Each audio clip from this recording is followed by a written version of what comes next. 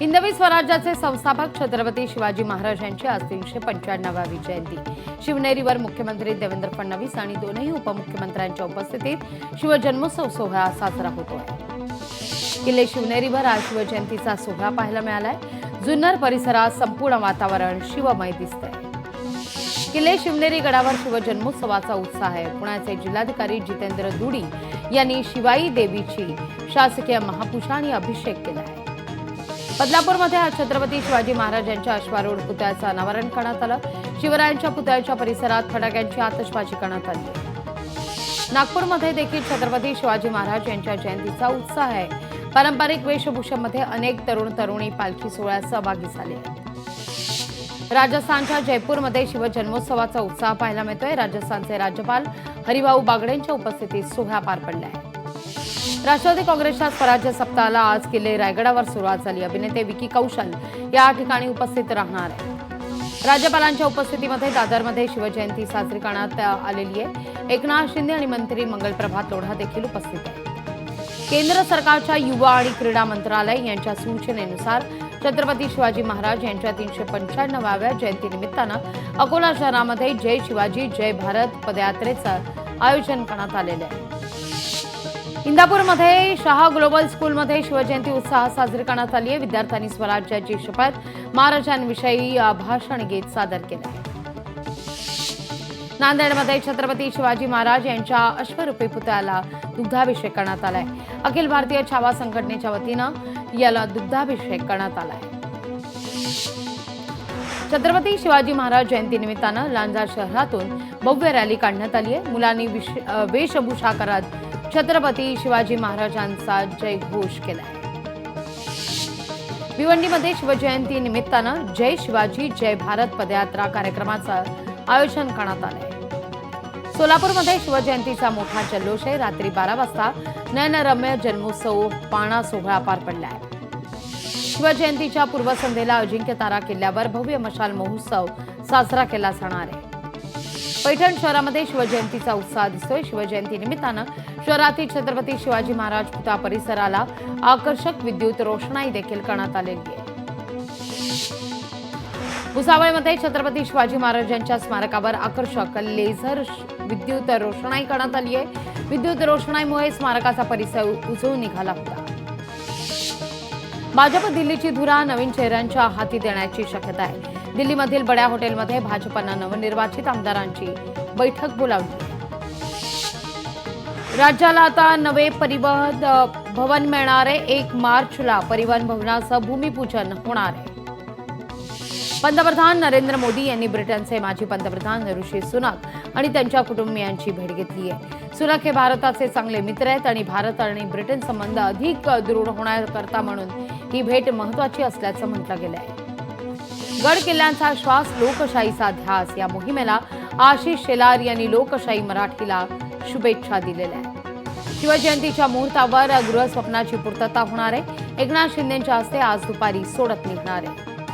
सांगलीच्या तासगाव आणि कवठे महांकाळ तालुक्यामध्ये आमदार रोहित पाटलांनी सिंचन योजनेच्या कामांचा आढावा घेतला आहे। 18व्या अखिल भारतीय मराठी साहित्य संमेलनानिमित्तानं तयार करण्यात आलेल्या संमेलन गीताचं अनावरण करण्यात आलेलं आहे। छावा चित्रपटाचा जगभरात सध्या चलतीये आणि जवळपास 200 कोटींच्या जवळ हा चित्रपट पोहोचलेला आहे। 200 कोटींच्या वर कमाई करताना दिसतोय। मुंबईच्या तापमानाचा पारा पुन्हा घसरलाय। सलग 3 दिवस तापमानात 5 अंशांची घट आहे। बायका परिसरामध्ये वीरमाता जिजाबाई भोसले वनस्पती उद्यान आणि प्राणी संग्रहालय साप्ताहिक सुट्टीनिमित्तानं दर बुधवारी बंद असतं, पण शिवजयंती निमित्तानं आज राणीची बाग पर्यटकांकरता खुली असेल। धारावी पुनर्वसनातून 2022 नंतरची अतिक्रमणा बाद झाली आहेत। डीआरपीची धारावी संदर्भात मोठी घोषणा आहे। आरोग्य विभागाची चिंता वाढली आहे। नागपूरमध्ये 12 तर मुंबईत 10 स्वाईन फ्लूचे रुग्ण आहेत। अमरावतीमध्ये जीबीएसचा पहिला रुग्ण आढळलेल्या पुण्यावरून गावी आलेल्या 65 वर्षीय नागरिकाला लागण झालेली आहे। तुरीला चांगला दर मिळत असल्यानं शेतकऱ्यांनी मोठ्या प्रमाणावर लागवड केली। 2 महिन्यांमध्ये तुरीचे दर क्विंटल मागे तब्बल 4000 घसरले आहेत। हिंगोलीच्या कमनूरीतील शिऊर साखर कारखाना प्रशासनाचा मनमानी कारभार या ठिकाणी पाहायला मिळतो। हिंगोलीच्या वसमत तालुक्यातील गिरगाव इथं शासकीय रुग्णालयासमोर महामार्गावर गतिरोधक आणि दिशादर्शक फलक नसल्यानं अपघाताची शक्यता वर्तवली जाते। ठाणे एसटी महामंडळामध्ये कर्मचाऱ्यांचा तुटवडा आहे। ठाणे आगारामध्ये 280 ते 300हून अधिक पदं रिक्त आहेत। सांगली जिल्ह्यामध्ये काही गावात पाणी टंचाई पाहायला मिळते। अनेक गावांमध्ये पाण्याकरता वणवण करावी लागते।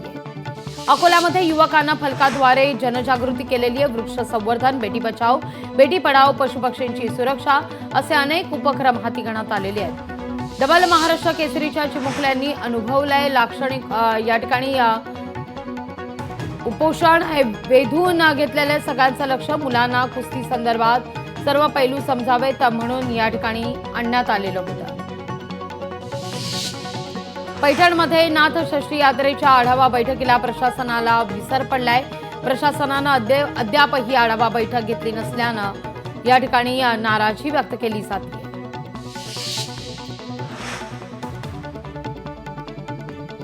पिंपरी चिंचवडच्या मोरवाडीमध्ये 2 टोळक्यांचा धुडगूस आहे।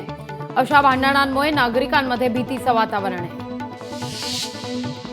चंद्रपूरमधल्या बल्लारपूर इथं 26व्या राज्यस्तरीय आंतरविद्यापीठ क्रीडा स्पर्धेला सुरुवात झाली आहे। गोंडवाना विद्यापीठ गडचिरोली तर्फे स्पर्धा आयोजित करण्यात आली होती।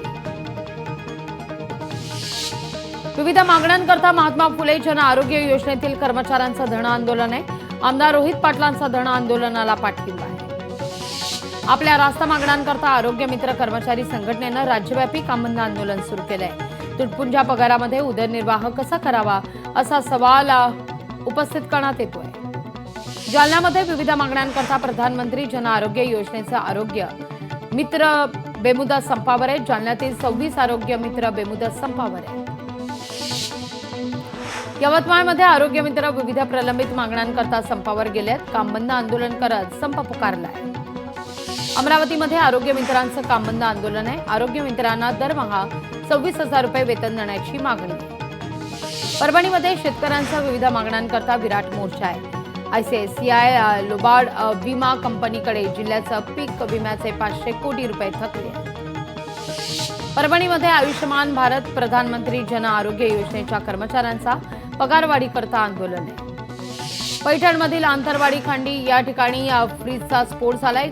घरातील साहित्य जळून खाक झालंय। चंद्रपूरमध्ये वन विभागानं वन जमिनीवर अतिक्रमण केलेलं आहे। तगड्या बंदोबस्तामध्ये सिंदेवाई वन विभागाची ही मोठी कारवाई। यवतमाळमधील वणी पोलिसांनी 1 लाख रुपयांची सुगंधित तंबाखू जप्त केलेला आहे। या प्रकरणी एका आरोपीला अटक आहे। उल्हासनगरमध्ये क्राईम ब्रांचनं 2 सराईत चोरट्यांना अटक केली आहे। हे चोरटे एका चोरीच्या रिक्षातून फिरत असल्याची माहिती आहे। जालन्यामध्ये अवैध वाळू उपशावर अंबड पोलिसांची कारवाई आहे। 2,35,24,000 रुपये किमतीचा मुद्देमाल जप्त आहे। विद्युत टॉवर खाली ऊस भरताना ट्रॅक्टर जळालेला आहे। ऊस तोड करणारे 3 मजूर जखमी झाले।